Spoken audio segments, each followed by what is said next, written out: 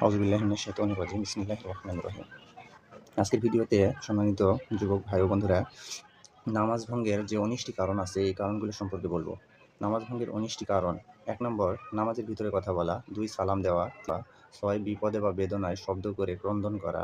৭ নামাজের বহির্ভূত লোক ভুল ধরলে তা গ্রহণ করা। ৮ নামাজে কোরআন শরীফ দেখে পড়া। ৯ নাপাক জায়গায় সিজদা করা। ১০ নামাজে দুনিয়াবি কোনো কিছুর জন্য দোয়া করা। ১১ পানাহার করা। ১২ আমলে কাসির করা। ১৩ কিবলার দিক হতে সিনা ফেরানো। ১৪ ইমামের আগে মুক্তাদি দাঁড়ানো। ১৫ প্রতি রোকনে ২ বারের বেশি শরীর চুলকানো।